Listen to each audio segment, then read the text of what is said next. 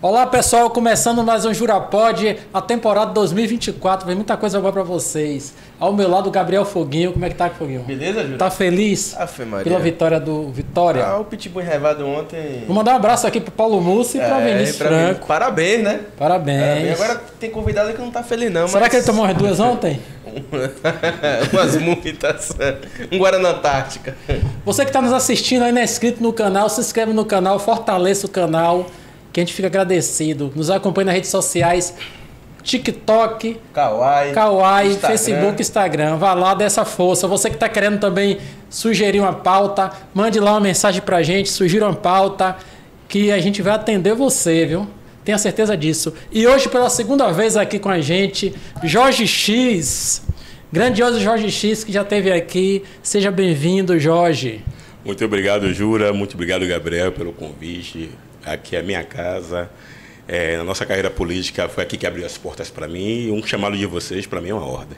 Quem não quiser assistir a primeira participação de Jorge X aqui, vai no episódio 19, lá na nossa lista. Vai lá, assiste o primeiro e fica depois nesse segundo aqui, que é importante demais. Jorge, você é especialista em direito civil, processual civil. Uhum. Você hoje está diretor do Arquivo Público da Bahia. Isso. Você também é concursado público da Defensoria Pública da União, formado em arquivologia e especialista na área da heteroidentificação racial. É aí que vem a minha pergunta agora, por isso que eu estou querendo... currículo é caro, Esse currículo é caro. Quando você vem com sua experiência de arquivo público e o governador Jerônimo foi eleito, e você foi chamado para essa missão, né? É. E aí, quando a gente fala em arquivo público, a gente acha que arquivo público é coisa passada e deve ser esquecido. Como é que você vê essa questão? Você que vem dessa área, né? Dessa área. Olha, falar do arquivo público em uma época, em uma fase de fake news, pós-verdade, é fundamental. Porque o arquivo público dialoga justamente com o nosso legado ancestral de civilização baiana, brasileira e do legado da ex-colônia portuguesa. Por quê? Uma vez que a gente reconhece o nosso passado, fica mais difícil, Jura, Gabriel, a gente cair nas amarras das fake news, por exemplo.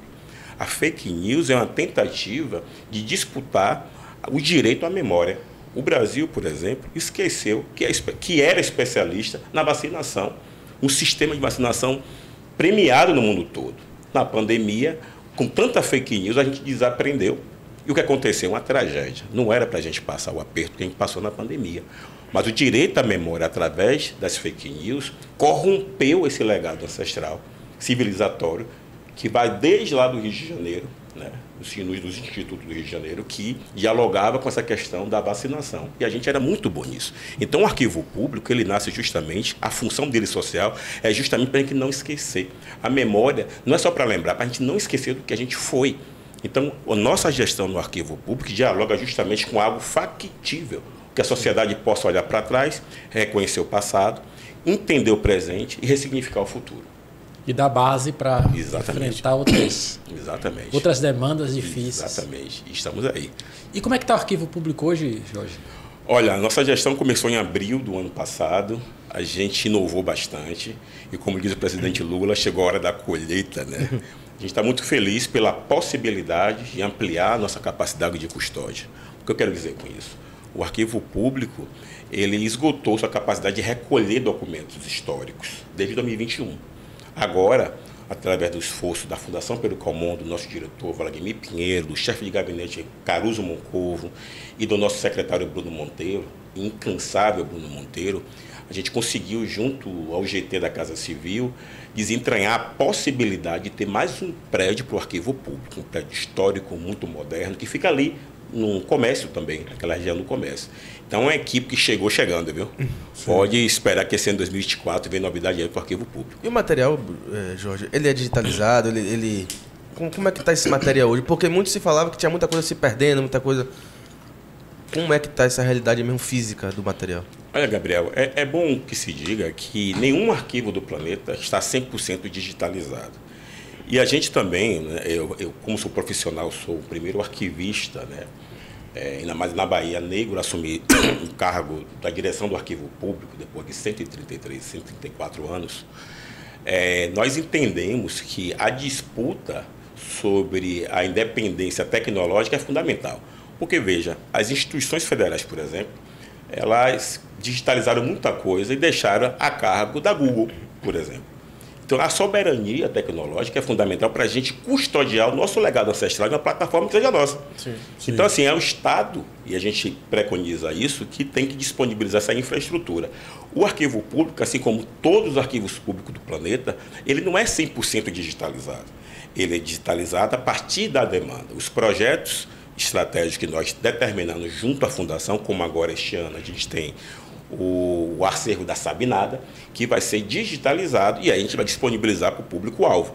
E tem outros acervos, como o da Independência, Revolta dos Búzios, mas na sua totalidade é quase impossível. São 588 toneladas de documentos, 40 quilômetros de documentos, 7.500 metros de documentos lineares. Então, assim, é muita coisa. E não há experiência no planeta onde tem um arquivo público que está tudo digitalizado, porque aí você entra no outro imbróglio, que é a questão da custódia da documentação digital, e a gente precisa discutir a soberania nacional, que é a capacidade de custódia digital do Estado brasileiro de custodiar essa documentação.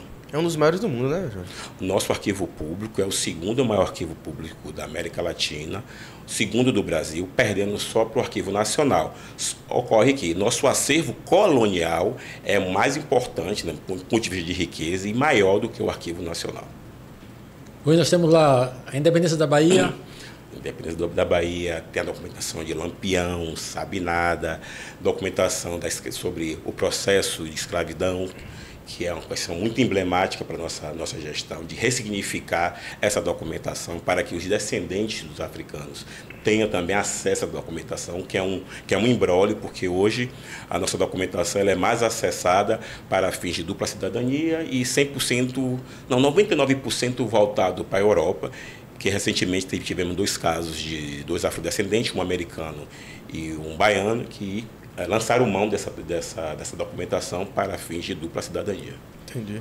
Jorge, mas além dessa parte histórica, eu tenho todo o arquivo. O arquivo também, ele junta as decisões tomadas na Câmara, na Assembleia Legislativa, todos os secretários. Exatamente. Tem o nosso acervo judiciário, que tem lá todas as atas, né, do período republicano, que é uma documentação que também é bastante acessada, sobretudo para garantias de direitos. Tem inventários, posse de terras, e nós do Arquivo Público diariamente estamos ali certificando a documentação necessária para a garantia dos direitos. Agora a gente está tentando ampliar, modernizar essa rotina, né, que era uma rotina que era muito no carimbo, né, a certidão, e nós agora estamos querendo modernizar através da assinatura eletrônica, que nós estamos construindo junto à Fundação a modernização da prestação de serviço do Arquivo Público através da assinatura eletrônica, do token, através da infraestrutura de chaves públicas, para facilitar o acesso do pesquisador que está em Salvador, sobretudo aqueles pesquisadores que estão na Europa, em outros estados brasileiros, que não tem condições de vir aqui para acessar essa documentação.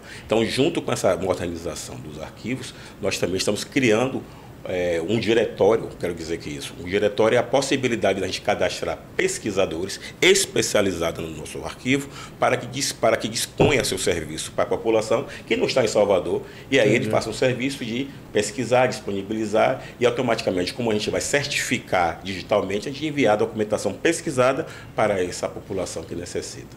Essa decisão em cima para não haver fraude, né? Sim. A assinatura digital, hoje, o que é que acontece? Qual é a rotina que eu encontrei no Arquivo Público? A documentação, o pesquisador ao cidadão solicita a certidão de um documento para fim de garantir direito, tipo um inventário. Já recebi aqui demanda de Lauro de Freitas sobre plantas arquitetônicas, sobre condomínios. Limites territoriais. E aí, o que é que acontece? Eu recebi, aí demandava, agendava, ia fazer a busca no galpão, fazia a transcrição paleográfica, se for manuscrito, e aí gerava uma cópia. Você tem toda uma equipe preparada para isso, toda uma equipe muito boa. O Arquivo Público deve muito a essa equipe, eu quero fazer a ressalva aqui também nessa equipe que eu encontrei. Então, uma pessoa fazia a transcrição, assinava, a outra corrigia, porque é um documento que dá direitos. Então, a gente tem que tomar muito cuidado. E, por final, vai para a direção, para a direção assinar. E tudo no carimbaço, tudo na assinatura. Hoje, no nosso projeto de modernização, a gente vai fazer tudo virtual. A primeira pessoa faz a transcrição, assina digitalmente através do SEI Bahia, tramita para a coordenadora, que também faz a correção, assina pelo CBahia, envia para a direção assina tudo com chave criptográfica, QR Code, com a mais alta tecnologia. Porque o que acontecia? Muitas vezes, no exercício da dinâmica de gestor público, a gente assinava as certidões e aí a pessoa recebia aquela certidão, ia no meu cartório e como eu assinava de forma muito rápida, muitas vezes o cartorário dizia que não está legal a assinatura, a firma não está bem reconhecida, volta lá. Só aconteceu isso uma vez, mas para mim já é suficiente, porque o cidadão foi e voltou para coletar a mesma assinatura. E a assinatura digital não vai ter esse risco. É mais segura, é mais célere e alcança o Brasil, o mundo, quem precisar desse serviço. Avança, né? Ô Jorge, quando você fala a questão da digitalização, é porque é caro, demanda muito tempo?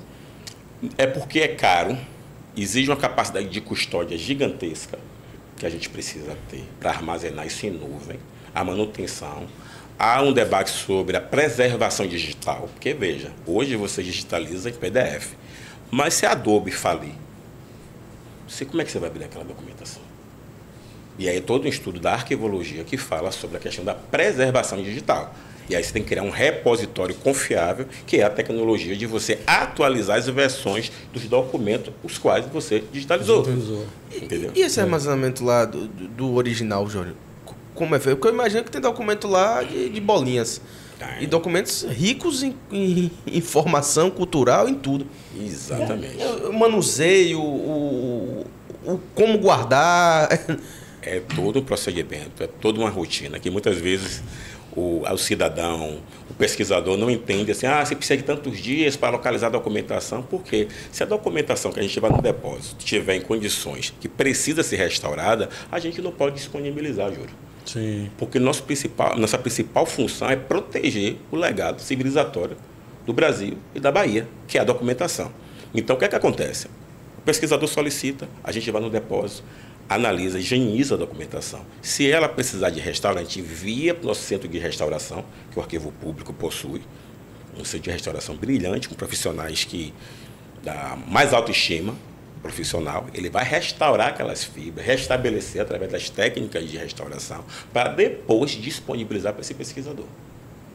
E aí, quando esse pesquisador fazer sua pesquisa, ele devolve, a gente verifica se a documentação está em estado de uso, se não volta para a restauração, para depois voltar condicionada para a sua caixa. Quando você fala que em 2021 o Arquivo Público teve que trancar seus cofres para não receber mais documentação, duas perguntas aí. Uma, como é que chega esse documento no Arquivo Público? Eu digo porque a gente viveu aqui em épocas, a Bahia foi rica nisso, vamos supor, está até passando a novela hoje em dia, Renascer, falando dos coronéis do Cacau. Eu imagino que deve ter muita documentação familiar ainda. Sim. Muita coisa ali escrito, e muita coisa que foi concedida a título, a familiar, de coronel, desses títulos que o governo por aí davam, conde, barão, que seja. Agora, eu tenho uma documentação em casa e quero ceder seu Arquivo Público. Tudo bem que você me disse que hoje não tem. Mas como é que eu chego lá e como é que é a certificação que esse documento, da originalidade desse documento? Pronto. O que acontece? O Arquivo Público, ele recolhe a documentação da administração pública. A documentação que existe no Arquivo Público é fruto das interações do poder público com a sociedade. Então, vamos lá. Teve a pandemia. O poder público, como um todo, se manifestou através de políticas públicas. Isso daqui a 20 anos, com um pesquisador que a gente testemunhou uma pandemia, vai ser fruto de várias pesquisas. Então, essa documentação, fruto das decisões, decreto, política pública, tudo isso tem uma avaliação documental. A gente tem um setor de gestão de documentos que faz os instrumentos arquivísticos para definir qual a documentação será perene, ou seja, qual a documentação que vai representar a atuação daquela secretaria, daquela diretoria, daquela fundação para a história da Bahia. Como é que a Secretaria de Cultura da Bahia atuou na década dos anos 2000? Qual foi o papel da pandemia após um regime que nós tivemos presidencial através do resgate à cultura, que foi muito atacada? Então, todas essas políticas, o Paulo Gustavo, será rememorado daqui a 10, 20, 30 anos. Agora, quem define qual documentação vai para o Arquivo Público? O próprio Arquivo Público, através da sua coordenação de gestão de documentos. Entendi. Aí a gente desenvolve instrumentos arquivísticos que se chamam mais mais emblemático, é a tabela de temporalidade documental. O nome está dizendo. É dizer para o administrador, olha, você despacha, você tem várias documentações, você tem vários setores. Quais desses documentos irão para o arquivo público e quais guardarão prazo de guarda prescricional jurídico e quais serão eliminados?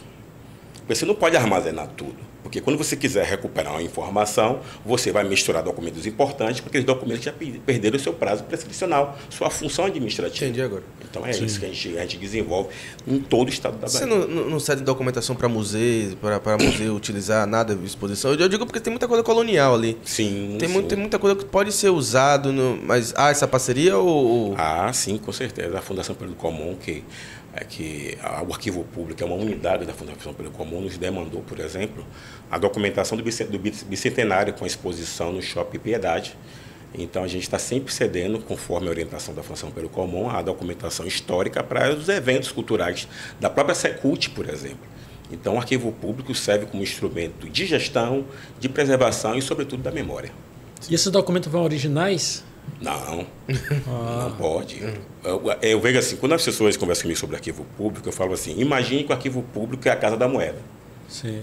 Então já houve um imbróglio com um cartório que queria que a gente levasse o original para o cartorário certificar uma documentação para fins de dupla cidadania, porque o protocolo de Haia não permitia certidão da certidão. Aí eu expliquei, falei, você pode trazer aqui? Eu falei, não se trata de ser um burocrata. Imagine que eu pego um carro e o carro cai na vala com essa documentação. Isso aqui é ouro, a documentação do arquivo público, eu enxergo. A gestão do arquivo público... Você está com um papiro ali na mão. Exato. Ali, para mim, o arquivo público é um banco. Um banco de legado ancestral. Não é pouca coisa, eu trato da mesma forma. Para você ter ideia, quando eu vou trabalhar o sábado, por exemplo, eu peço autorização ao meu gestor administrativo, coordenador administrativo, Fábio Damasio. Fábio, avisa a segurança que eu estou indo para o arquivo público no sábado. Porque é preciso que o diretor solicite esse protocolo para registrar em livro de ata que eu fui ao sábado. Porque, se vocês sabem, há um tráfico no Brasil como um todo de documentos, obras raras. E o Ministério Público, hora e outra, envia ofício para nos comunicar, olha, dessas obras raras identificadas, interceptadas, tem alguma do arquivo público? Então, assim, eu trato aquilo ali como um banco, com o maior sigilo, com o maior acolhimento do mundo, é um coração, porque a gente não pode deixar que as obras raras do nosso legado ancestral sejam extraviadas. Esse é o tratamento. Voltando à minha pergunta aí, você quase que respondeu agora. Quando eu disse a você, quando a gente fala em arquivo, o cara acha que acabou arquivo morto, tem aquela ideia arquivo morto na cabeça, né? E é quando você disse que o Ministério Público vem e diz assim, a obra de arte tal tem um valor raríssimo, né? Exatamente. A razão pela qual que existe, né, o tráfico, né, de obras raras. Um tráfico que movimenta milhões, obras raras, manuscritos, documentos que retratam, por exemplo, a vida de Lampião. Né? Então, está tudo sob a nossa custódia. Então, isso tem um valor inestimado para colecionadores. Então, a gente precisa proteger. A nossa principal função, enquanto arquivo público, é proteger, salvaguardar a documentação histórica do legado ancestral da nossa sociedade baiana e brasileira. E o acesso, Jorge, do público? O acesso público há uma rotina que você só... Não, o acesso é livre, né? Os portões estão abertos. A orientação de qualquer cidadão, ele tem acesso ao prédio do arquivo público. Obviamente que, para ter acesso à documentação, você precisa agendar.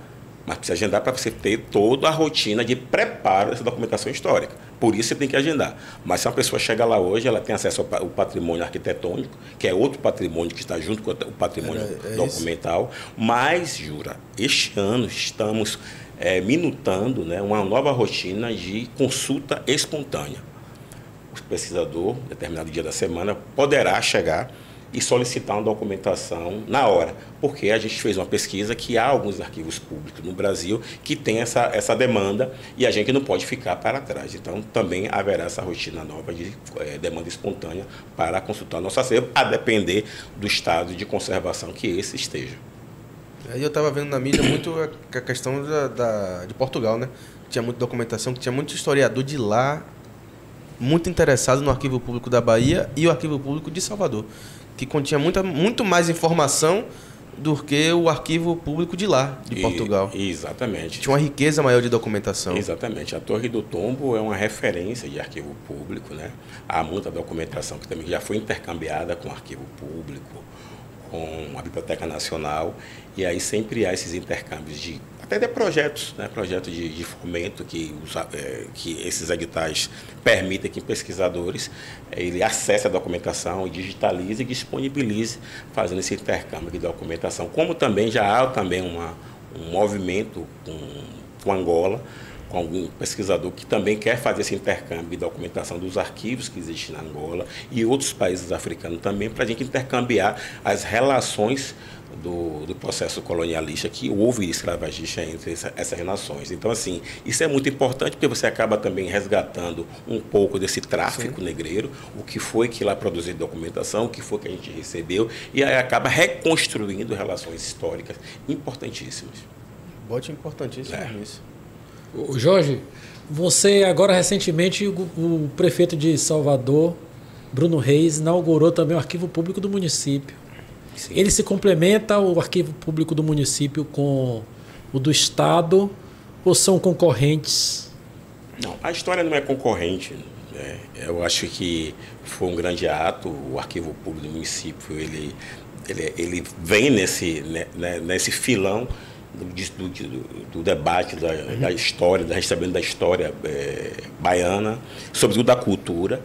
É um prédio que está ali próximo aonde nós estamos prospectando também um novo prédio para o arquivo público, mais um prédio, falar novo para não pensar que a gente vai sair de lá, viu, gente? A gente não sai da A gente vai entrar nessa polêmica aí, fique tranquilo. Mais um prédio que também vai vir na mesma qualidade daquela que está sendo ventilada em relação ao arquivo público do município. Então, o arquivo público municipal, ele complementa todo esse legado histórico que Salvador, que a Bahia produziu. Então, não há concorrência, há uma complementaridade muito interessante. Agora que você fala do prédio aí, Jorge, você fala que o prédio também é um patrimônio público. Isso. Que complementa o arquivo público. Essa questão aí que a gente vê na mídia aí, essa venda, não venda do prédio do arquivo público. O que acontece? Esse prédio vai ser vendido? É um prédio que é tombado, não é tombado? O que vai acontecer de verdade com o prédio? A gente está falando aqui com você que está lá. Tá. Gabriel, a gente está muito seguro em relação a isso. A nossa Procuradoria já falou em alto bom tom, em jornais, em entrevistas, que o Instituto da Desapropriação já foi anunciado. Então não há possibilidade do arquivo público sair da Quinta dos Lázaros. Não há possibilidade. Razão pela qual o último leilão não teve nem lance. Olha que coisa. Só que, como a questão do Instituto da Desapropriação é uma questão que a maioria da população, o povo, o leigo, que não alcança essa questão jurídica, não dá o valor necessário. Mas para a gente que compreende um pouco essa questão, jura também a profissão do direito, sabe que só o Estado pode desapropriar. Sim. E quando o Estado fala que vai desapropriar, queira ou não, o circuito é fechado. Então, assim, garantia maior do que essa, a nossa procuradora fazer esse pronunciamento em jornais, dizer, não, o arquivo do público não sai dali. E se tiver um lance, no dia seguinte vamos desapropriar. Então, estou muito seguro. Então, isso para a gente nem é fantasma.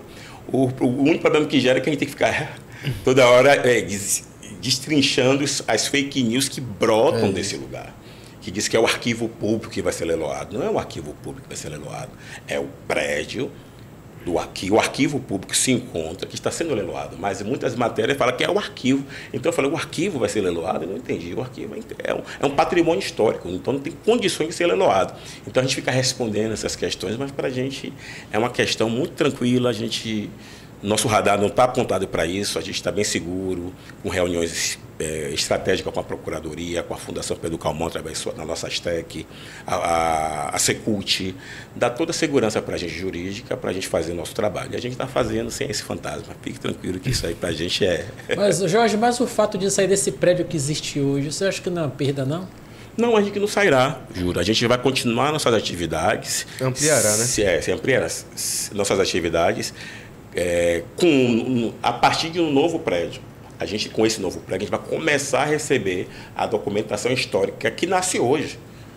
que nasce hoje, que vai ser rememorada daqui a 5, 10, 20, 30, 40, 60 anos. Então a gente vai continuar recolhendo a documentação histórica que estamos produzindo no presente.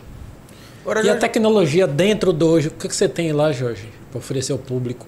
Hoje a gente, junto com a Fundação Pedro Calmon e a Secult, estamos desenvolvendo um sistema de georreferenciamento para os arquivos públicos municipais. O que é essa tecnologia? A gente desenvolveu uma tecnologia que apresenta assim, em uma plataforma, o mapa da Bahia, e nesse mapa da Bahia está os pinos. Em cada pino desse aponta um arquivo público municipal. Então o historiador, a população que queira, eu vou em Cachoeira. Aonde fica o arquivo público de Cachoeira? Ele abre o mapa, o sistema, né? É o sistema de arquivo público do Estado da Bahia, e vai ver lá Cachoeira. Quando ele clicar naquele pino, Jura, ele vai ver onde está o arquivo público, a rua, o endereço, o telefone, horário de funcionamento.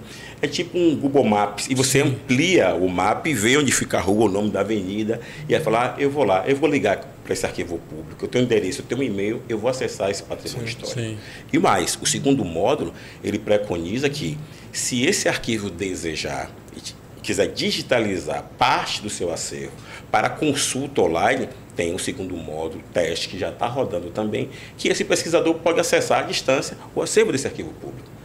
É uma inovação que a gente traz na nossa gestão e com apoio todas as horas da Fundação Pedro Calmon e da Secretaria de Cultura. Você vai integrar todo o sistema, né? E vai ser fantástico, porque você vai dar visibilidade a acervos culturais, históricos, da Bahia como um todo. Nós temos uma coordenação de fomento aos arquivos públicos municipais que tem essa função de dialogar, estabelecer cooperação técnica com os municípios, para levar assistência técnica, kit lab, computador, profissionais, para o município formar o seu arquivo público municipal.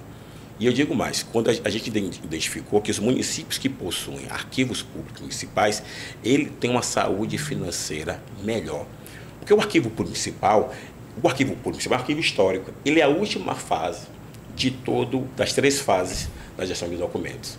Você tem o arquivo corrente, que é o arquivo do dia a dia que você despacha, os projetos. O intermediário, que guarda prazo legal, que é esse documento de código tributário legal, o documento pessoais para fins previdenciários e, por fim, o documento histórico. Esse vai para o arquivo público municipais. Então, um município que cria arquivo público municipal significa que ele tratou o corrente, o intermediário está na última fase.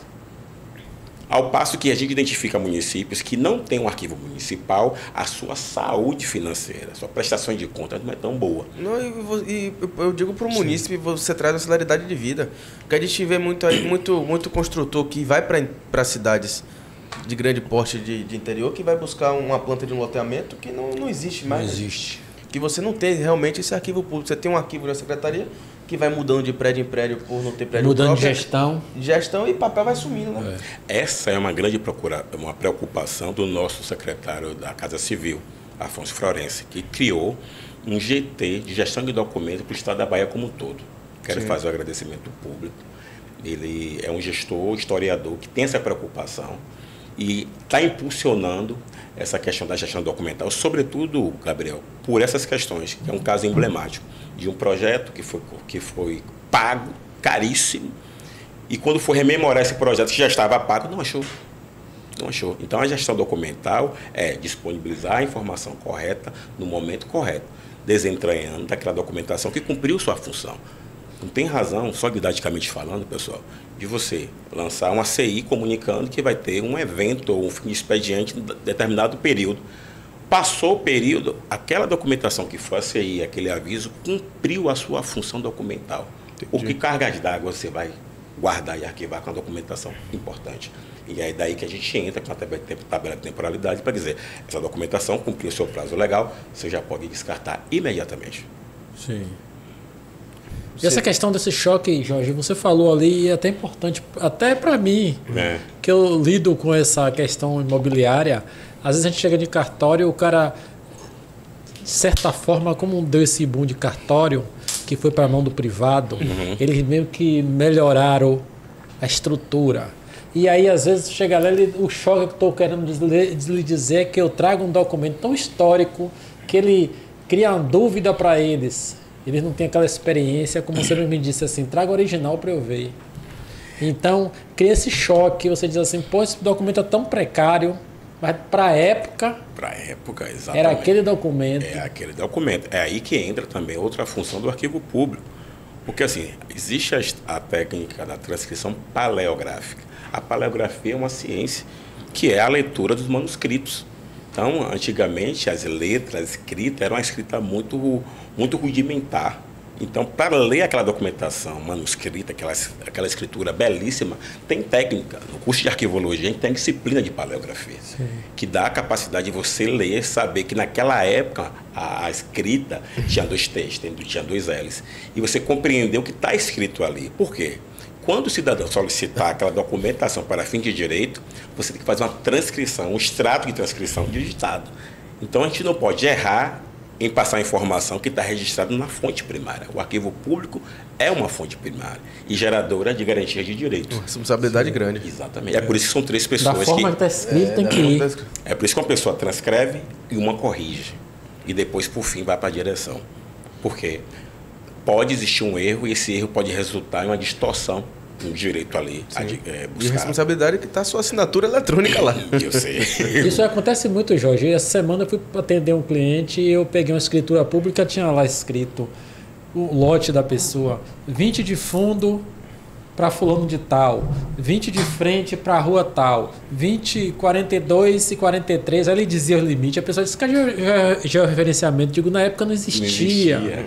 Eu digo, isso aí era feito dessa forma que o meu vizinho me limitava. Se Gabriel, meu vizinho, dizia que meu terreno tem X metros do lado do lote de Gabriel não vai deixar eu entrar mais no terreno, nem eu vou deixar Gabriel entrar. Então a limitação era aquela. Para a época. Topografia que... Nem se fala. Imagine, Júlio, 20, né? Para fazer desse 20 um 3, é pouca coisa. Então, assim, a transcrição paleográfica, ela passa por 3 avaliações justamente por isso. Porque de 20, a pessoa entender que ali é um 30, é um 3, pode passar 30. E aí na hora o cara questionar, não, é 30, não é 20. Então, assim, a gente sabe a nossa responsabilidade que temos ali no arquivo público, sobretudo para essas solicitações que os advogados, os escritórios de advocacia solicitam diariamente para a gente certificar a documentação. Jorge, a curiosidade, quando chegou lá, algum tema aqui que você disse, porra, isso está escrito aqui. Como você falou, Lampião, a história do Lampião. Eu que sou apaixonado por história, eu ia cair para dentro ali. Eu estava falando de Lampião até esses dias, que eu estava brincando, que meu avô brincava que... Meu avô foi delegado da cidade, né? E disse que era policial militar, e disse que expulsou o bando de Lampião da cidade. E eu sempre cresci acreditando naquilo. Só que eu fiz a rota do cangaço, fui para Piranhas e descobri, por um acaso na história, que Lampião morreu em 38. Eu falei, rapaz, que velho miserável. Ele espantou. Meu avô nasceu em 29, jura? Falei com 8 ou 9 anos. Ele foi. Aí eu fui para ele para falar, meu avô, que mentira, ainda era vivo. E ele me contou, ele fez assim, eu nunca menti. Eu disse que eu espantei o bando, não disse que foi Lampião. Assim, é uma documentação que me chamou muita atenção, assim que eu cheguei, eu procurei saber dessa documentação e também com a ajuda de um historiador da Ilha de Itaparica, me perdoe, eu não esqueci o nome dele agora, foi a documentação da Maria Filipa. Até agora levantou muita polêmica. 2 de julho, contribuiu para acontecer. Se existia, não existia, se assinou, não assinou. Exatamente. Então, foi uma documentação que está transcrita paleograficamente e é uma documentação que é um processo crime da Maria Filipa, que aconteceu na Ilha de Itaparica. Então, foi uma documentação que eu fiquei super curioso, acessei, tenho no meu e-mail a transcrição, a cópia, obviamente. É uma documentação que eu fiquei assim bastante interessado e foi uma das primeiras. Outra questão que a gente também ficou bastante interessado foi como é que a gente poderia disponibilizar a documentação da população negra e indígena para acesso à população. Porque o processo colonial estragou a vinculação do nosso nome ao nosso pertencimento ancestral. Então, o que é que acontece? Quando a pessoa tem um sobrenome italiano, ela chega no nosso acervo dos portos e solicita lá, queria ver o livro do registro dos portos. E aí ele identifica através do seu sobrenome que o bisavô dele veio, é italiano, e aí com essa certidão, a gente disponibiliza a ele uma certidão que ele pode solicitar documentação para fins de dupla cidadania. Mas a gente tem um acervo riquíssimo da população negra e da população indígena que não é acessado para esses fins. E a gente sabe por que né? A gente foi aculturado, os nossos sobrenomes foram tirados. E a gente está tentando, de alguma forma, através das técnicas da arqueologia, dos pontos de acesso, cruzamento de informações, de alguma forma, disponibilizar essa documentação, fazendo cruzamento com o sobrenome, rastreamento genético. Você falou de sobrenome, eu estava vendo uma história que... Pelo menos hoje em dia a tecnologia, mas eu não fui a fundo. Se estiver cometendo erro, foi a informação que eu estou passando. Mas da questão do nome Silva. Por que o Silva é popular no Brasil? Porque, na verdade, quando você tinha alguém que não tinha família, não tinha nada, você pegava aquela pessoa e botava fulano de tal Silva. Em orfanatos e tal. Por isso que o Silva... Quer dizer que eu não tinha... Não, estou falando por que o Silva se popularizou no Brasil. É brincadeira. Por que o Silva se popularizou? Aí já é com você. Você está dizendo que você não está honrando a memória de sua mãe. Não, é muito. Mas eu tava vendo que o Silva era dado para pessoas que não tinham, tipo, orfanatos. Para registrar. Por isso que se popularizou tanto no Brasil, o Silva. E tem um fundo de verdade porque os orfanatos, a depender da sua agremiação, ele batizava aquela criança adotada com o seu sobrenome. Assim como acontece quando atualmente falando, quando é para doação. Muitos Bahia são pessoas que foram doadas. Fulano tal, Bahia, Fulano tal, Bahia. Teve esse período de colocar Bahia no nome da pessoa, mas aquela pessoa, você pode ver que ele falou tal, Bahia, ponto, é uma pessoa que foi, em tese, pessoal, não estou dizendo que são todos, o juiz, né, tem essa história que o juiz, não, bote Bahia. Para fazer. Então, Bahia, falando tal, Bahia.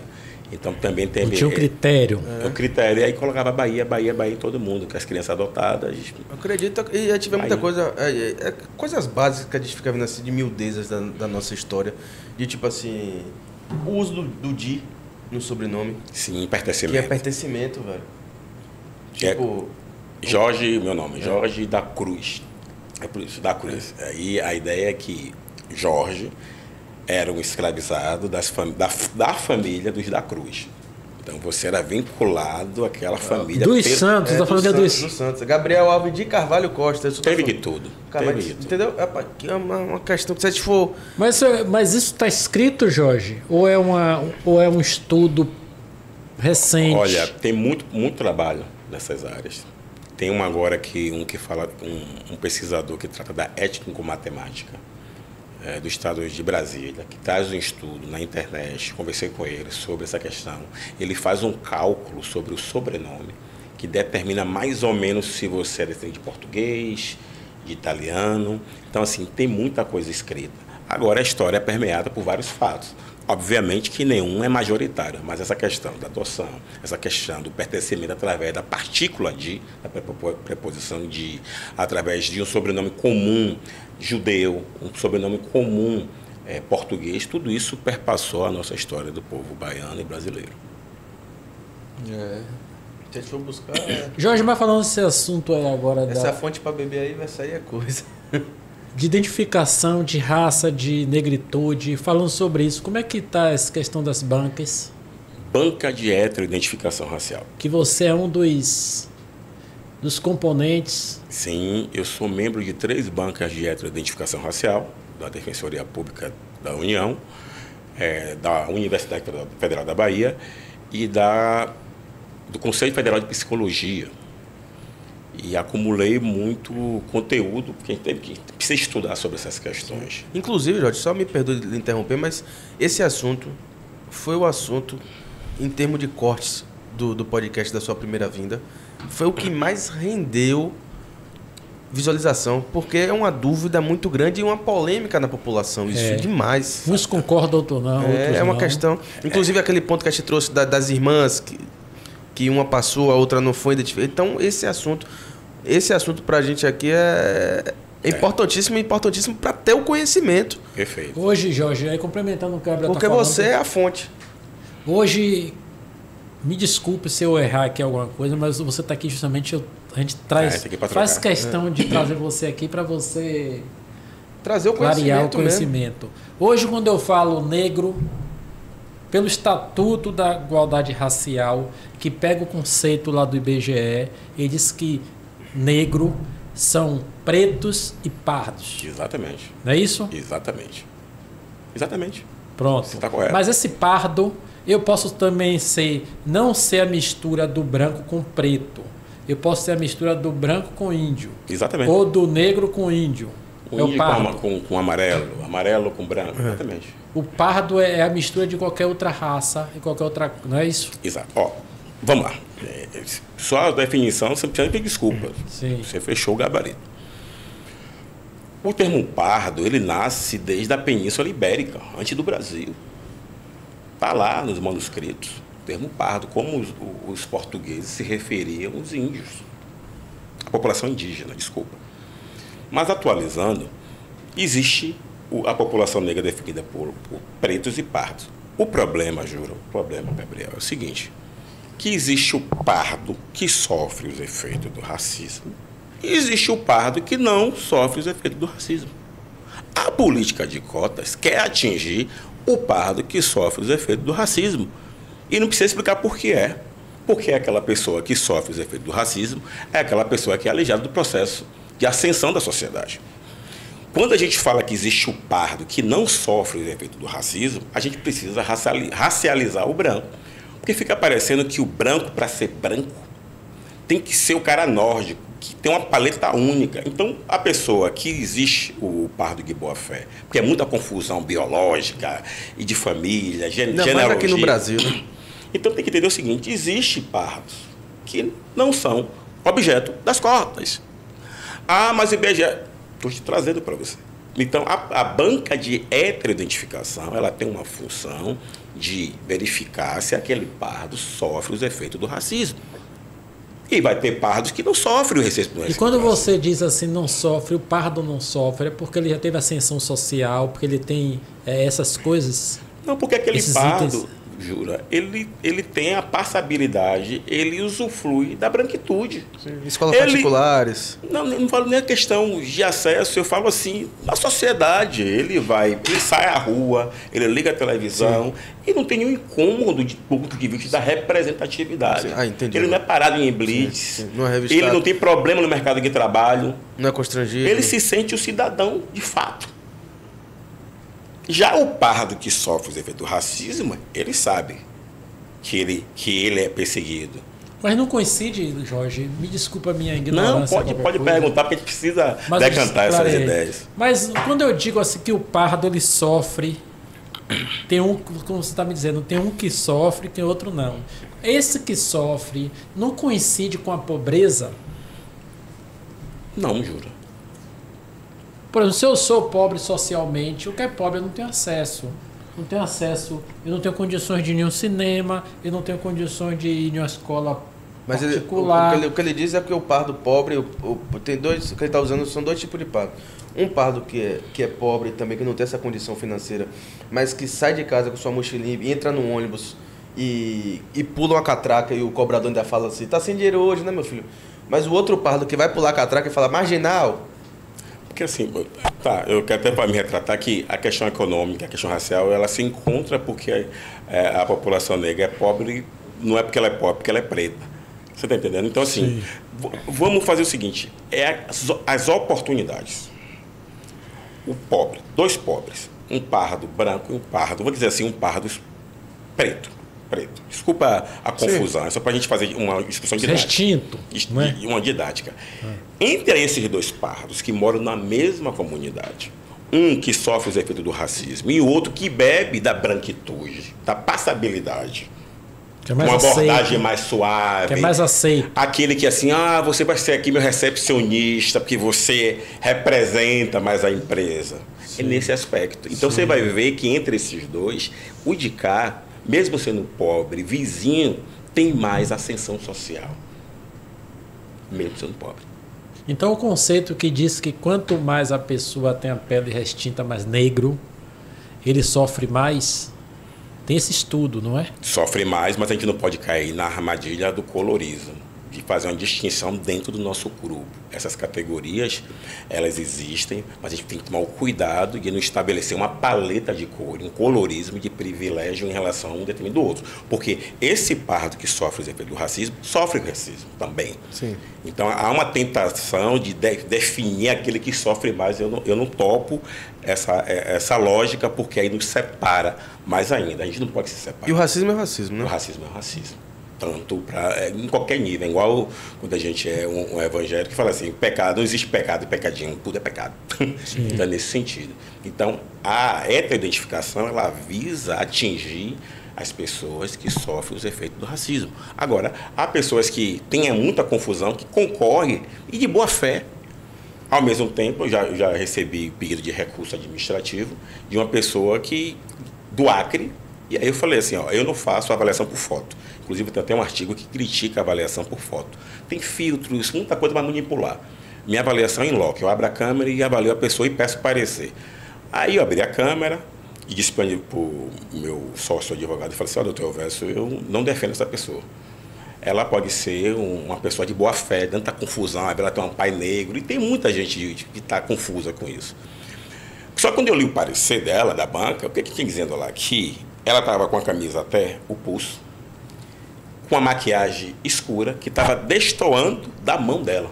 Então, ela se pintou, mas não pintou a mão. Então, a banca percebeu que ela estava com uma blusa fechada e a tonalidade do rosto dela estava muito divergente da tonalidade da mão. Então, aí é uma pessoa de má fé. Essa pessoa de má fé a gente não defende. Agora, a pessoa que de boa fé não compreende a política, nós temos um serviço de acolhimento, que é explicar como a política foi forjada, qual é o objetivo, porque nós não podemos perder essa oportunidade de que a distorção na avaliação da banca prejudica a própria política. Isso a gente não pode permitir. E aí, por que acontece isso? As organizadoras dos concursos públicos acham uma brecha na Instrução Normativa 23 do Ministério da Gestão e Inovação, de 2023, que fala o seguinte, que as bancas de heteroidentificação, preferencialmente, devem ser compostas por especialistas nas áreas de relações raciais. Preferencialmente.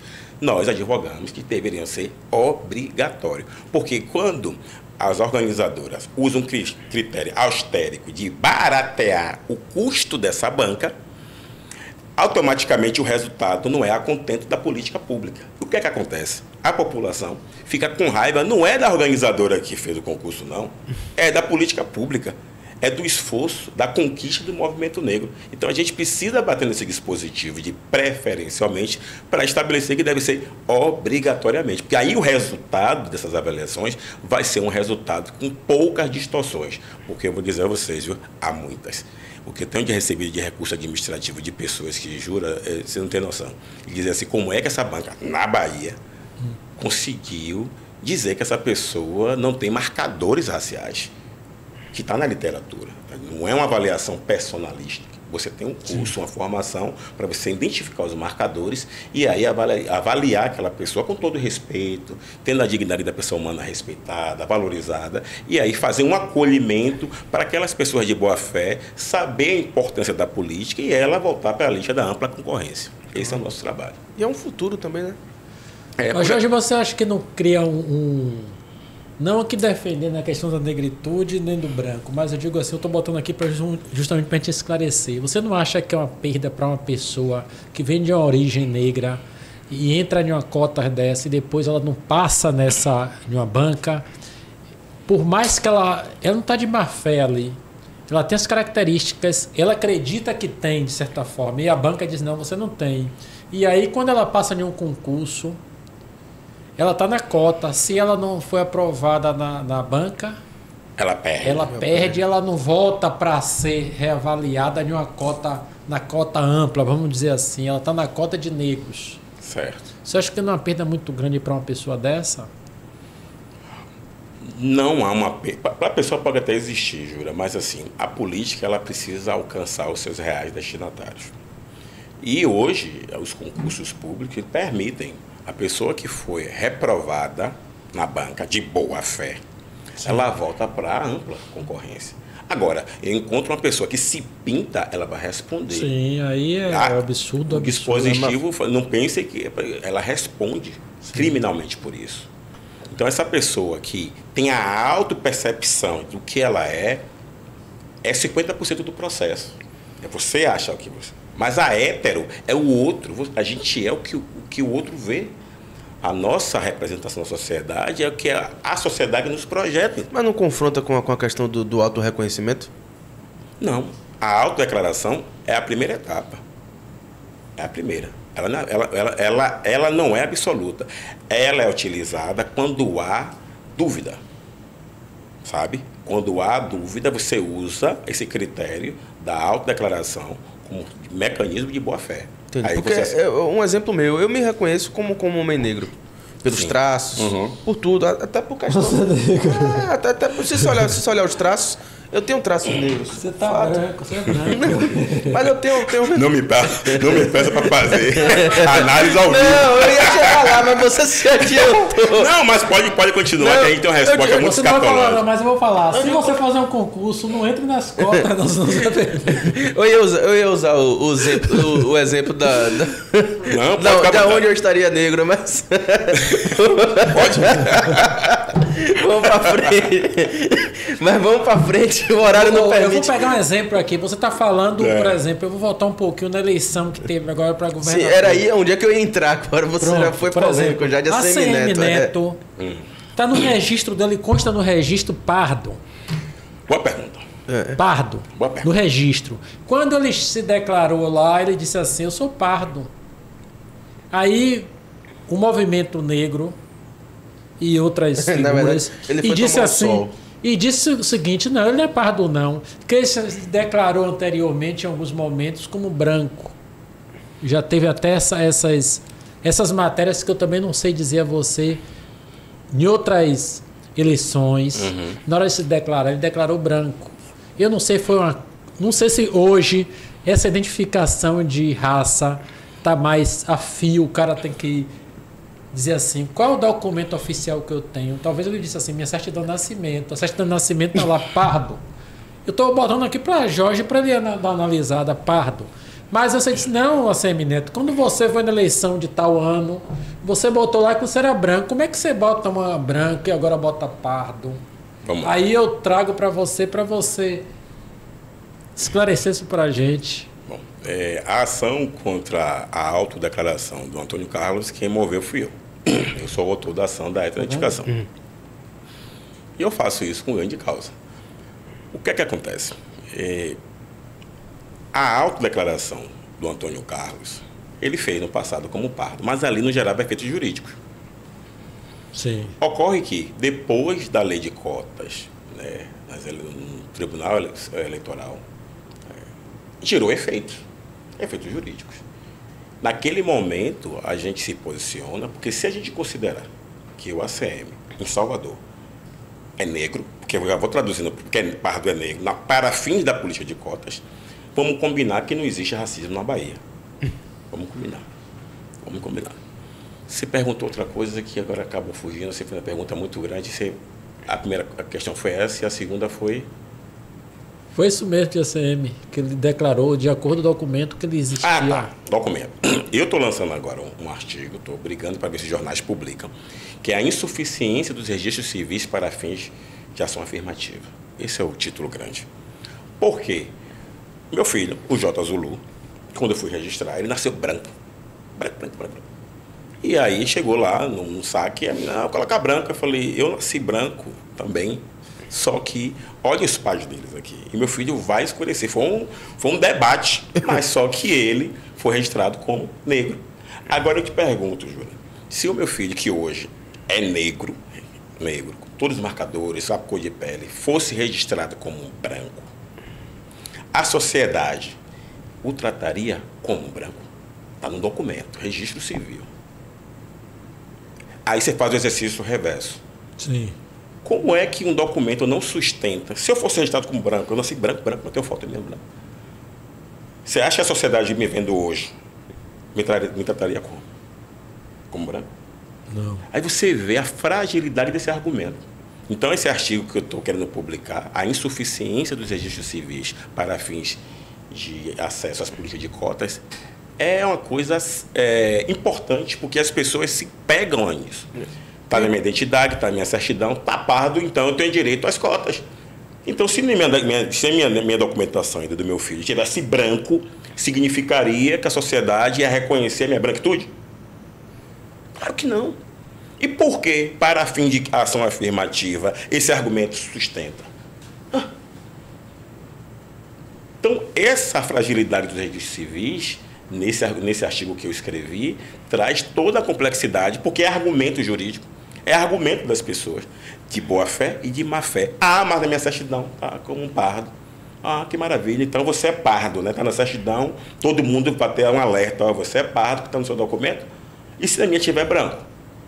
Eu vou fugir do racismo? Porque não, na minha certidão tem como branco, logo eu vou ficar bem tranquilo. Que todas as oportunidades para chegar até mim, porque na minha certidão está como branco. Isso não existe. Mas é usado como argumento. É usado o exame dermatológico, como a escala de Fitzpatrick, sistema de Bauman, que mede a questão da incidência solar na pele através de uma escala que determina se você é pardo, negro ou não. Isso é lombrosiano.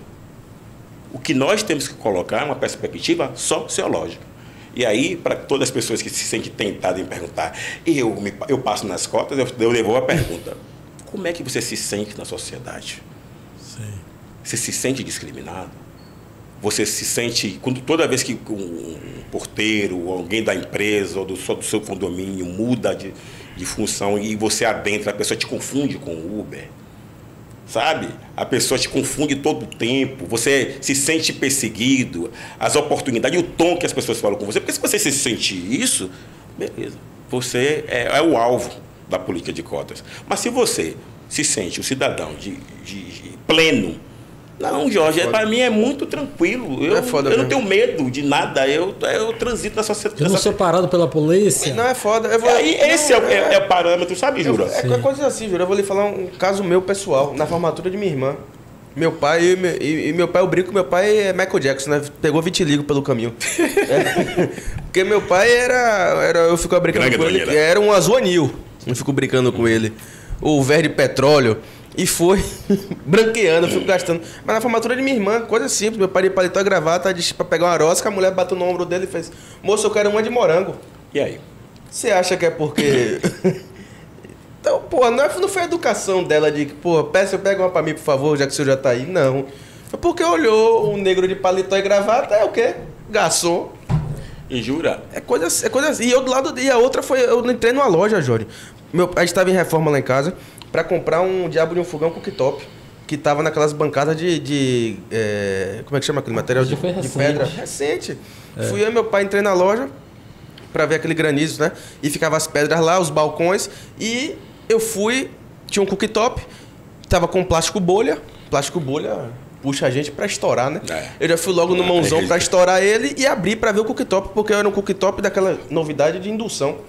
Eu, fui ver aquele negócio curioso ali. Quando eu tô lá olhando, eu só ouço um grito de lá.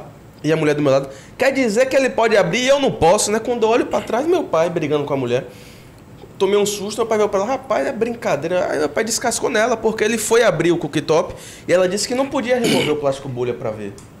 Com você ela já deixou. Comigo ela deixou. Viu porque você não pode passar nas cotas? E eu, não, mas você vê uma realidade, porque eu sou o filho e tô do lado dele, então você vê suas semelhanças do lado. E é o que Jorge tá falando. Ele sofreu o racismo, eu não. Eu pude meter a mão, abrir. Se eu quisesse jogar para cima, eu jogava. E Gabriel, e você tem noção porque você é uma pessoa de movimento e você é uma pessoa que sabe muito bem como isso se opera, mas como é esquizofrênico o racismo? Eu estava falando certa vez com um amigo meu, a gente foi para um posto de gasolina que tinha uma área reservada, muito bonita assim, para tomar café. Aí a gente adentrou, era durante o dia, e aí a pessoa falou assim: não, tá fechado, essa parte não está funcionando não. Eu saí, aí esse meu amigo branco saiu. E para ele foi tranquilo, aí eu falei assim: pô, Ricardo, você sabe o que passa pela nossa cabeça? Toda vez que a gente tem um dado social brotando em nossa frente, eu sempre faço 2 cálculos. tudo que você vê com a normalidade do fato em si, não pode, sim, não, sim. E é só obedecer os comandos, as regras sociais da sociedade e vamos que vamos. Nós sempre fazemos duas análises. Porque, algumas vezes, aquilo ali está transvestido de racismo. Porque basta você testar um pouco, a mesma situação, ela tem resultado diferente. Então, a gente sabe que, a partir do indivíduo, você pode ter um tratamento assim, um tratamento cortês ou um tratamento mais ríspido, um acesso. Agora mesmo saiu uma reportagem que a filha de Xuxa, Sasha, o namorado dela foi barrado no trio elétrico. Aquilo pra gente é a morte. Primeiro que a gente vai se aproximando de um acesso, ainda mais aquele acesso político, aquele acesso que, sabe, o coração já vai batendo, porque a gente já sabe que a gente é o alvo de, peraí, quem é você, sabe? Então ele foi barrado, ele está comigo e subiu. Eu tenho certeza que para ele não houve um sofrimento com aquela situação, porque não é gatilho para ele. Então, tudo que a gente vai fazer, pelo menos para mim, eu faço dois cálculos. Muitas vezes o cara diz, joga, está dando uma coisa ali, vai lá buscar. Eu falo assim, rapaz, está dando. Eu sempre acho que na minha vez, cara, quem mandou pegar? Sabe como é que é? Então, é sempre uma relação esquizofrênica. Então, assim, a política de cotas na heteroidentificação racial, ela é importantíssima, porque quando as cotas foram construídas, a gente não imaginou que existiria o branco de má fé. Existiu muito, então é uma garantia da efetividade das políticas afirmativas. E nós somos capacitados a identificar os 3 marcadores raciais que existem, que é a cor de pele, textura de cabelo e os traços fenótipos. A Semineto passaria nessa banca? Não, tanto que ele pagou um grande preço. E qual foi o pedido que você fez na sua ação, Jorge? Que ele mudasse a autodeclaração dele. Porque isso teria um problema, uma repercussão muito ruim, como eu posso falar, uma jurisprudência muito ruim, porque se ele se mantém nessa posição, depois ele fez a reflexão, abriria um precedente perigoso para todas as políticas públicas. A Semineto também pode, eu posso. E é usar o caso dele como precedente para usufruir a política de cotas. E aí os verdadeiros destinatários estariam alijados do processo. Agora, a gente precisa saber que essa avaliação de heteroidentificação, ela depende de várias técnicas, por exemplo, o espaço-tempo que o racismo se converge. Sim. Eu já provei, Jura, candidatos de olho azul em Curitiba. Jorge, o que é isso? Traços negroides. Esse candidato na Bahia, ele não passaria. Mas como é que é isso? As relações raciais no território. Ele estava disputando uma vaga em Curitiba. Não estava em Salvador. Então, é uma série de formação e técnica que a gente estabelece para fazer uma análise conforme o território, a cultura daquele cidadão. É por isso que a própria Instrução Normativa número 23 do MGI fala que recomenda-se que uma pessoa da banca seja uma pessoa que participe das relações raciais do território, porque ela entende o que acontece ali. Sim. Então, já aconteceu isso. Então, as pessoas não entendem. Eu falei, porque é complexo. Não dá para você fazer uma parede de coisa e dizer quem chegar nesse nível aqui está dentro, quem está aqui está fora. Depende. Sim, então, quando as pessoas me perguntam, era até fácil, né, Jorge, de julgar. Então, não precisaria de banca de heteroidentificação, era só entender o barema das cores. Então. Jorge, então, seu conselho é quem acha que vai para uma cota, que quer ir para uma cota, busque informação antes de você solicitar sua cotinha lá, né? Ah, sim. Não só basta se declarar negro. Não basta, é 50% do processo, mas os outros 50% é a banca de heteroidentificação que vai dizer se você realmente se encaixa na política de cotas. Você pode solicitar serviços, tem profissionais, vários sites. O serviço que eu indico aqui é a página Recursos Heteroidentificação. Lá dispõe um serviço de acolhimento com profissionais capacitados para acolher a demanda desse cidadão que está em dúvida da sua condição racial e está agindo de boa fé e quer fazer uma consulta. E outros canais que existem por aí, você vai fazer a consulta e vai dizer, olha, a depender do seu território, obviamente que quando é uma demanda de Salvador, a gente pesa mais a avaliação, porque as relações raciais aqui é mais assintosa. Os marcadores da população negra aqui. Avançamos, Jorge? Avançamos. Estamos avançando. A decantar a aplicação, a execução da banca de identificação é um avanço emblemático. Eu estou o tempo todo me capacitando para a gente não deixar nada de fora. Um exemplo, só para terminar, que eu sei que o nosso tempo está esgotado. Uma pessoa que possui vitiligo universal. Essa pessoa, ela tem fotos, vídeos, ela era negra, mas ela alcança o vitiligo universal. Ela é digna da política de cota, sim ou não? Sim. Ela é culpada. Agora, uma pessoa que usa produto para clarear a pele, faz rinoplastia, alisa cabelo, ela é digna da política de cota, sim ou não? Não. Mas na teoria, sim, mas não. Porque você entra numa questão que eu acho também da questão do sistema. O sistema lhe obriga, de certo ponto, a você, eu lhe digo por auto-reconhecimento, até por questão de emprego, trabalho e tal. Você chega lá com o seu cabelo afro, seu cabelo com seu black natural, você chegar para uma questão de emprego, há muito preconceito e tal. Então você acaba se branqueando, fazendo sua chapinha, sua escova, o que seja, para se adequar a esse sistema racista. Perfeito. Esse é um ponto de argumento que a gente minuta nos nossos recursos. Para os casos das mulheres que falam, meu cabelo é crespo, mas eu que tive que alisar para me adequar. Tranquilo. Mas uma pessoa que passa produto na sua epiderme, faz rinoplastia. Para clarear. Ela não tem um auto-reconhecimento da sua. Ela não quer esse auto-reconhecimento. Agora, há casos que a gente vê alguns marcadores, eu pergunto, seu cabelo, você tem foto? Tem, Jorge, meu cabelo é crespo, tive que alisar para trabalhar. A gente minuta um recurso com esse, ponderando essa questão. Eu fui uma das poucas vezes que eu fui numa igreja evangélica, eu ouvi um testemunho de uma pastora que era uma missionária, era um casal até de cantores, e ela dizendo que Deus curou ela, porque nasceram manchinhas nela, e ela foi curada. E eu sem entender o que ela queria falar. Sem querer o que ela queria falar.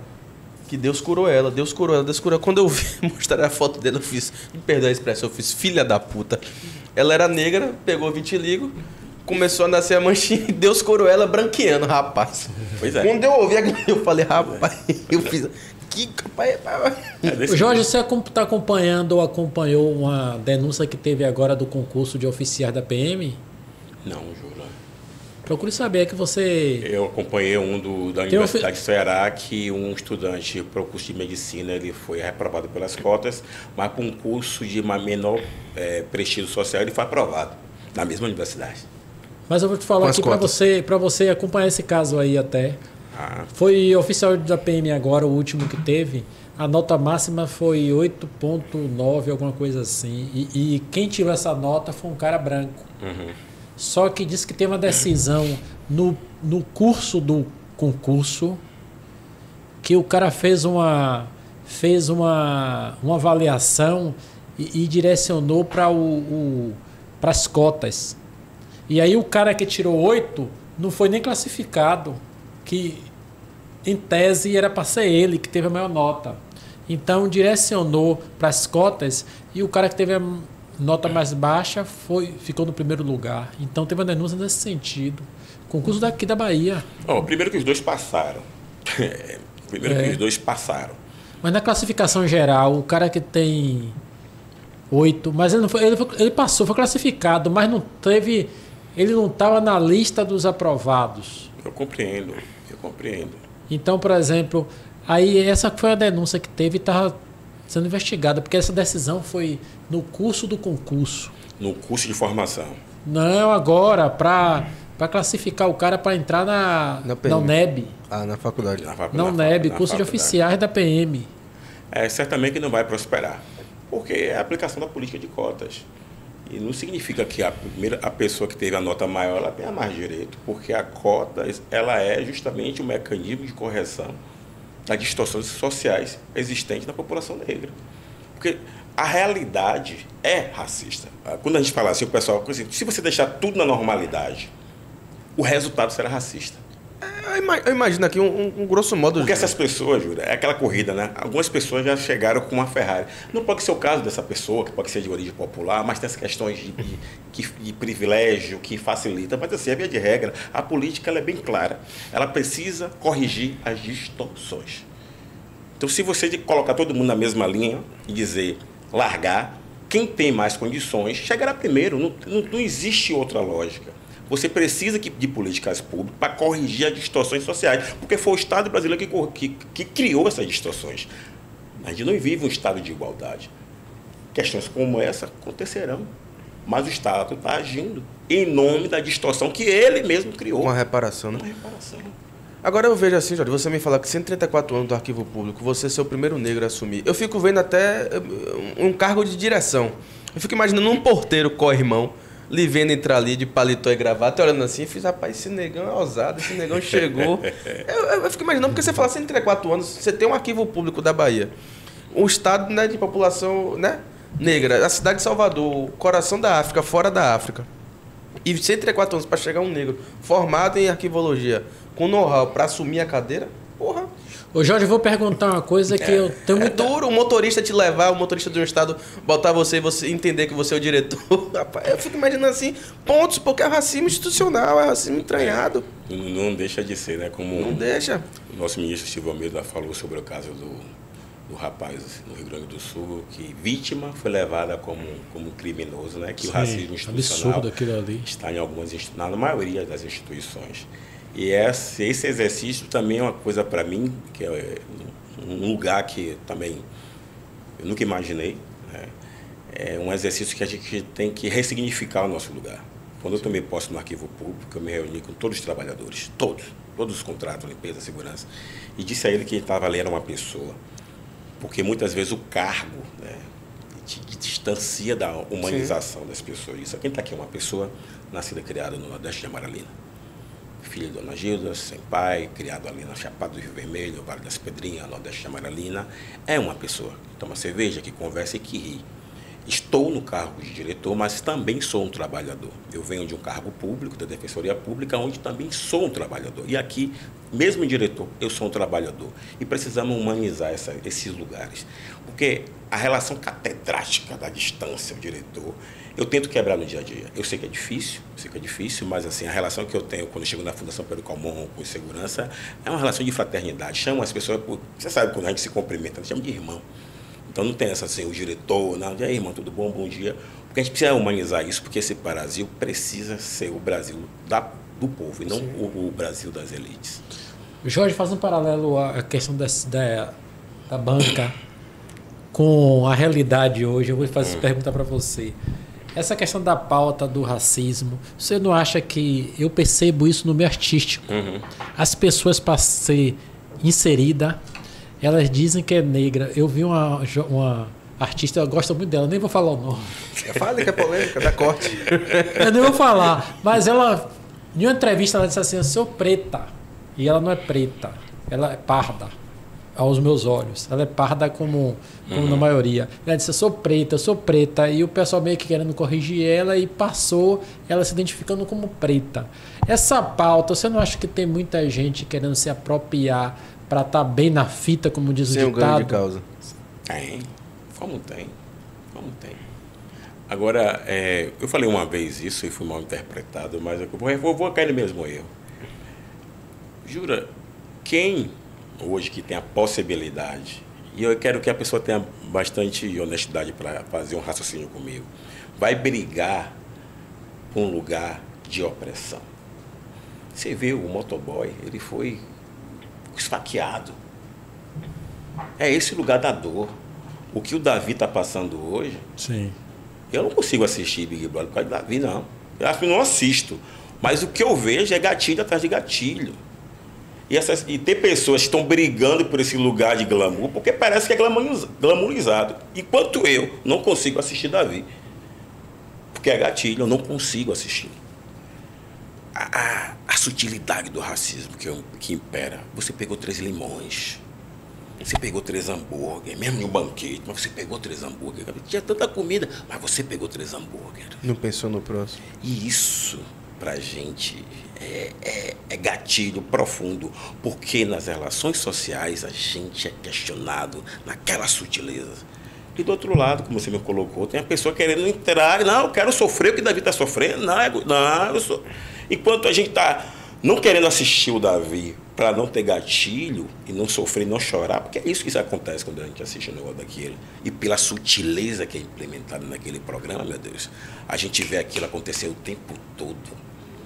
Entranhado. E não sei, eu vou até rememorar aqui um grande líder que perdemos, que foi o ex-deputado Luiz Alberto, que esteve aqui nessa cadeira, que foi um grande lutador nessa causa, nessa pauta racial, um grande professor que eu tive nessa pauta racial, também. Que eu militei ao lado de Luiz Alberto, e tive a experiência e o prazer de beber daquela fonte, que foi um cara que lutou e muito, e hoje tem muito papagaio de pirata aí, dizendo que é pai dessas pautas raciais no Congresso, inclusive do 20 de novembro, que foi uma pauta defendida por Luiz Alberto, para ser reconhecido como feriado nacional. E hoje tem deputados aí dizendo que foi o pai da criança, mas o autor do projeto está lá até hoje como ele. E você vê em conversas miudezas com o Luiz, e ele dizia, rapaz, eu para ter uma pauta com o ministro, eu chegava lá no... Ele relatou isso aqui para a gente, para ter uma pauta com o ministro e ser barrado pelo segurança. Ele é deputado federal. Então, a gente vive um país muito controverso, muito difuso, e a gente passou uma situação com o ex-presidente que a gente vinha numa onda de avalanche de crescimento, que a gente voltou para um tsunami, porque o mar recolhe. Isso. O mar recolheu ali mais ou menos uns 15 metros e a gente perdeu o avanço. A gente está tendo discussões hoje, eu falo assim que brincam, tem muito mais racismo e homofóbico hoje em dia. Não tem. Infelizmente, o ex-presidente deu voz a esse armário. Exatamente. Saiu do armário. O cara achou normal hoje você ser uma discussão que a gente já tinha ultrapassado, que a gente já tinha colocado. A gente não acabou o racismo. A gente fez o cara entender que ele tem que ficar no armário com a palavra dele. E veio o ex-presidente e deu voz a isso de novo. Abriu o bueiro do esgoto, né? O Luiz Alberto também tive a honra de conhecer. O Luiz Alberto abriu porta para mim, né? A nossa carreira política e profissional começa com o Luiz Alberto e o projeto minutado junto ao Instituto Steve Biko de liderança. Foi o Luiz Alberto que nos levou para conhecer Joaquim Barbosa, primeiro-ministro negro supremo. Foi o Luiz Alberto que fez a articulação em Brasília, eu tenho fotos, conheci de Luiz Barbosa, e de lá que eu volto inspirado a fazer a carreira política pública, a carreira de serviço público, passo em concursos públicos, inspirado na oportunidade de conversar com Joaquim Barbosa. Aquela experiência de conversar com Joaquim Barbosa, ele falar que o serviço público é um caminho da gente transformar o Brasil, entrou em minha cabeça como um tsunami. Eu voltei de lá acreditando que eu poderia passar em concurso público, mesmo com a formação não tão boa assim. E o negócio foi tão verdade que a gente passou em 5 concursos públicos federais, municipais também. Porque o Luiz Alberto mostrou que é possível. Então, se eu não tivesse essa experiência que o Luiz Alberto construiu junto ao Instituto Steve Biko, de possibilidade de entender que o poder também é bom e o poder pode ser nosso, eu não seria hoje o diretor do Arquivo Público, eu não faria uma Universidade Federal da Bahia, eu não passaria no concurso da Defensoria Pública da União, eu não continuaria a fazer política mesmo depois de ser servidor público, continuei fazendo política, razão pela qual estou hoje nesse cargo. Então foi o Luiz Alberto que abriu essa porta para a gente. Então o Luiz Alberto é um baluarte do movimento negro, máximo respeito ao Luiz Alberto, agradeço muito que sem a participação dele, e não só eu, muitos da minha geração, passaram pelas políticas públicas, o trabalho de Luiz Alberto. E Jorge, ele vendo no Arquivo Público, eu acho que... Eu vou bater nessa parte da racial, porque é o seguinte, eu acho que se criou muito uma questão de que o negro ele tem que ficar preso à pasta dele. Qual é a pasta dele? É a reparação. Hoje você vai ver o secretariado, me perdoe, eu vou fazer uma crítica aqui ao governo, mas sem lado. Mas eu acho que não existe só pensar na Secretaria de Promoção da Igualdade Racial a ter que ter um negro ali e o negro se limitar àquilo. Ou a mulher ser a secretária da mulher e se limitar àquela secretária da mulher. Ou a secretaria indígena ser o índio só ocupar aquele espaço. Não. Nós temos quase 30 secretarias. Porra, não é só aquele espaço, não tem negro qualificado só para falar de negro. Você tem uma qualificação do caralho para falar da questão racial, mas você tem sua formação, você está no Arquivo Público. Você não tem que estar necessariamente no ACEPROME, você está lá no Arquivo Público desenvolvendo um papel fantástico com o seu currículo, com o seu conhecimento. Então o negro transcendeu isso tudo. Então a gente tem que quebrar essas barreiras. Perfeito. E um governo de esquerda, que está hoje no poder, ele tem que entender isso. Não é botar o casulo ali e falar o seu espaço é esse. Porra, não. Criei a secretaria e está lá. O espaço não. Então a gente tem que evoluir isso. Tem que quebrar essa barreira. Hoje a gente vê um secretariado branqueado. Me perdoe a franqueza, mas é o que existe hoje, é o que está instalado. Você vê um ministério como o Lula voltou, o que foi que se mudou de fato? Não digo só cor de pele, não, porque você poderia ter uma semineto que se reconhece como pardo, como ministro, mas que tem a sua pauta identificatória racial, mas que saiba desenvolver. A gente tem negro engenheiro, a gente tem negro do caralho todo, me perdoe a expressão, porque isso é uma chateação minha. Você vê uma Petrobras da vida, uma empresa pública, que nunca foi gerida e presidida por um negro, pô. Perfeito, eu acho que o debate é fundamental. Eu que estou hoje, né, dentro da esfera pública, me inspiro muito no Felipe, que é o nosso secretário de Justiça e Direitos Humanos. Eu sinto um movimento de renovação de quadros. Para você ter ideia, Foguinho, eu sou formado em arquivologia, especializado em direito processual civil. Às vezes eu falo com as pessoas assim, Jorge, você quer ficar ad eterno no arquivo? Eu falei, não, porque eu quero fugir também um pouco daquela máxima do artista que não foge que é preso ao personagem. O que nós desejamos hoje é se tornar um quadro técnico de gestor. Então, o arquivo público é o primeiro desafio. Nós estamos trabalhando muito honrados pela essa oportunidade do nosso governador Jerônimo. Só que a nossa ambição é que nós nos capacitemos do ponto de vista de gestor público. É interessante que a gente entenda como funciona a máquina pública, a gente estude a máquina pública, a gente inove na máquina pública, a gente tem um diálogo com a população. Então, esse é o radar que nós desejamos, que também perpassa sobre os lugares, as cadeiras, né, os lugares catedráticos, que eu acho que o Felipe ele já aponta nessa direção do seu secretário de Justiça e Direitos Humanos, porque também é uma pessoa capacitadíssima, preparadíssima. Eu fiz a pós onde ele eleciona, que é no IDP. Então, é esse lugar que eu sinto hoje que é a formação de um novo quadro de representantes que estão para além da sua especificidade, né? Eu sou arquivista, mas não quero passar toda a minha experiência no arquivo público. Se a gente hoje está se lançando a ter especialização em Direito e fazer uma graduação em Direito, é porque a gente também está visualizando novos olhares. Exatamente, e a gente tem que se capacitar, porque tem que devolver essa capacitação para o nosso povo. Então, eu acho que o caminho passa por essas duas vertentes. Jorge, e a política, como é que está? Você também é político militante, né? Sou, o Luiz Alberto, culpa de Luiz Alberto. A gente, dirigente de partido. Não, culpa de Luiz Alberto. Luiz Alberto preparou um quadro de lideranças que não era só uma preparação para a gente conquistar um cargo público. Muito bem, obrigado, eu vou criar minha família. Certa vez uma colega falou comigo, né? Você passou do concurso, né? Agora vai fugir da militância, daqui a 5 anos eu vou te encontrar gordo, barrigudo, com 5 filhos, e nunca mais vou te ver na militância. Viciado em café. Café eu tô viciado. E aí passou também, posto no concurso da defensoria, depois encontrei ela no 20 de novembro, em outra manifestação. E aí bati no ombro dela, tudo bom? Tô aqui, não tô gordo, não tenho 5 filhos, estou aqui na militância. Então, então, quando eu entrei na Defensoria Pública, tomei posse da Defensoria Pública, eu não parei, Jura.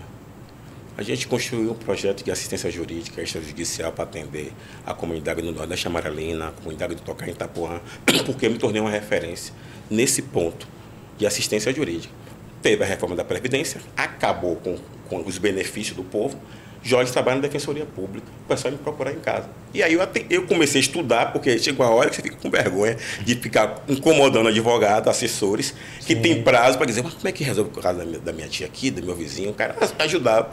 Aí eu falei, não, eu vou ler e vou dar resposta. E conseguia dar resposta, até porque a gente movimentava os processos jurídicos.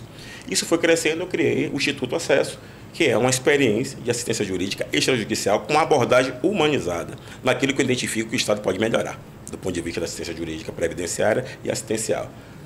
A gente caminhou por esse caminho, depois a gente entrou na disputa da cidade, né, sendo que a gente já fazia a campanha, sobretudo para Luiz Alberto, lá atrás, foi o primeiro candidato que eu votei, a gente fazia a campanha junto com a Steve Bico, e foi apoiando outros candidatos. Depois a gente chegou aos 40, a gente falou, não, eu não vou, agora eu vou ver se vou testar o meu tamanho. A gente testou, na primeira candidatura a gente foi o 8º mais bem colocado, depois a gente disputou uma cadeira para deputado federal, porque todos os meus projetos eram os projetos da perspectiva das políticas públicas federais, que era o trabalho que a Defensoria Pública da União desenvolve. Eu sou muito militante do trabalho da Defensoria Pública, eu queria trazer isso como plataforma de debate. Porque o que mais me encantava, Jura, nas campanhas eleitorais era a possibilidade do povo me ouvir. Eu tinha um tesão por isso, e até hoje eu tenho. Porque era a chance da gente colocar em prática o que a gente estudou, o que a gente viveu, o que a gente sabe como é que faz. Então, a reforma da Previdência era um prato cheio. Então, a gente conscientizava o povo o que foi aquilo, como é que piorou sobremaneira o estado da Defensoria Pública no Brasil. Eu lembro, Júlio, que em 2010 a Defensoria rodava no STF de porta aberta. Não quer marcar, não. Porta aberta era gente. A gente batia 10 mil atendimentos por ano. Hoje, Júlio, a Defensoria Pública, pasmem, na Bahia, 417 municípios, 3 de Defensoria e meio, que uma divide ali com Pernambuco e Bahia, para dar conta de 417 municípios nas suas demandas assistencial e previdenciária. Como é que dá conta? Qual foi o último concurso da Defensoria Pública da União? Quantos servidores ainda resistem, que fazem um trabalho hercúleo? Aí vem a questão da pandemia, piora a vida do povo, reforma da Previdência, pronto. Eu tive que ver aquele estado da Defensoria porta aberta. Defensoria das pessoas dormindo de madrugada na porta para conseguir uma senha. Eu vivi isso tudo. Aí nasce o Instituto Acesso como proposta, não para solucionar, mas para provocar o poder público de metodologias que alcance a população. Sabe o que acontece muitas vezes, gente? As pessoas não sabem em que porta bater. Sim. Ministério Público do Estado da União, Defensoria Pública do Estado da União, juizados especiais, juizado federal, juizado de pequenas causas, DPE, fórum. E aí o Instituto Acesso, o que ele fez? A gente vai orientar a população qual é a porta que ele deve bater, quais são os requisitos. E à medida que a gente vai resolvendo o caso daquela pessoa, a gente vai pegar, não vai dizer o nome da pessoa, obviamente, para a LGPD, vai colocar tipo uma ação de precedentes. A gente desculpe no nosso site. Caso número 1. Dona Maria, 65 anos, iletrada, mora sozinha, vive de vender água, num baba, do tocaia, não tem renda. Caso e prestação continuada, BPC. Sim. E a gente explica, mas o que Dona Maria precisa para alcançar o BPC?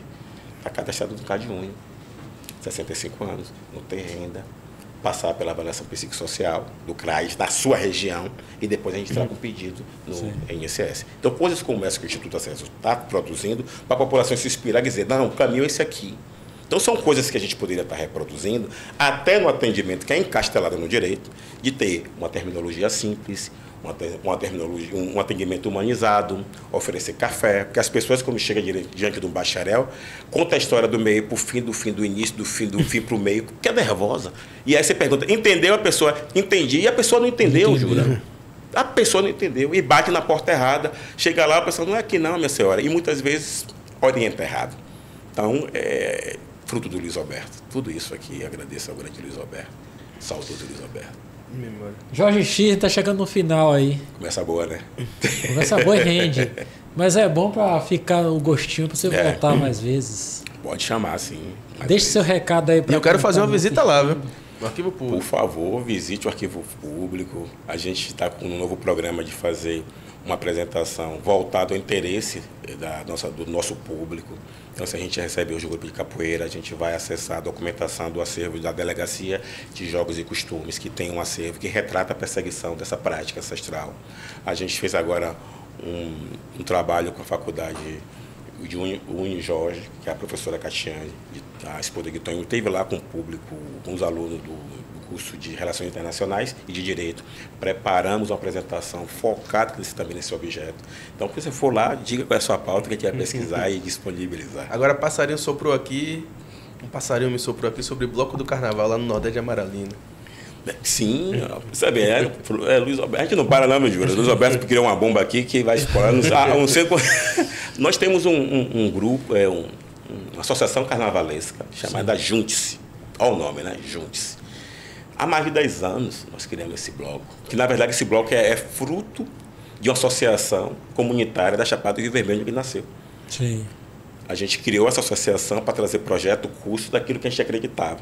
E aí criou a Associação Junte-se, e aí que reverberou em um bloco carnavalesco, que hoje faz parte do Circuito do Carnaval de Salvador, o Circuito Mestre Bimba, terça-feira de carnaval, às 15 horas, no Sítio Caruano, todos os anos, Carnaval de Salvador. O bloco Junte-se vem com essa proposta de juntar o povo com uma reflexão mais aprofundada. E se tudo der certo, no próximo ano a gente vai fazer uma homenagem a Luiz Alberto no nosso bloco. a imagem dele. Vou lá. Me comprometo, estarei lá. Jorge, suas considerações. Antes das considerações, me diga como é que encontra Jorge. Quem quiser acompanhar Jorge. É sim, meu Instagram é @jorgex, outro X, IS. Porque ele colocou Jorge X porque não já tinha dono. Então é Jorge, 2X, IS. Você me encontra nas redes sociais, nosso trabalho no Arquivo Público e nos nossos projetos que a gente já falou por aqui. Sim. Estamos no Arquivo Público, na Quinta do Tanque, de segunda a sexta. Talvez aos sábados, trabalhando, empolgado e muito feliz por essa oportunidade do governador Jerônimo. Qualquer coisa, liga para Charles, se não conseguir. Qualquer coisa, liga para Charles. Jorge, muito obrigado pela sua presença. Eu agradeço, mais uma vez. Gabriel. As portas estão sempre abertas, né, Fogão? Junto, Jorge é um qualquer coisa daqui. Aí, Foguinho é seu parceirão, né? Parceiraço. Meu irmão. Aí adora o Jacuípe lá. Gosta de tomar cerveja e pegar um solzinho Jacuípe. É 1 metro quadrado onde habita mais gente boa na Bahia naquele lugar.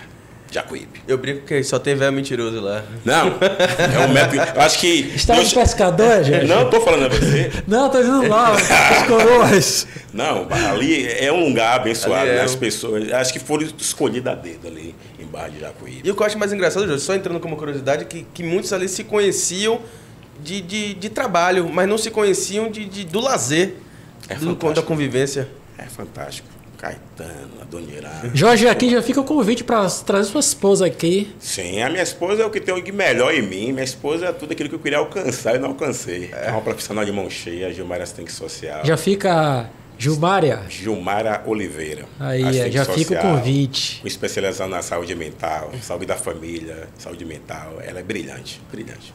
Jorge, obrigado mais uma vez. Você que ficou aí com a gente, tchau, até o próximo Jura Pod. Valeu, galera. Não esqueça aí de ativar o sininho, viu? Grande abraço.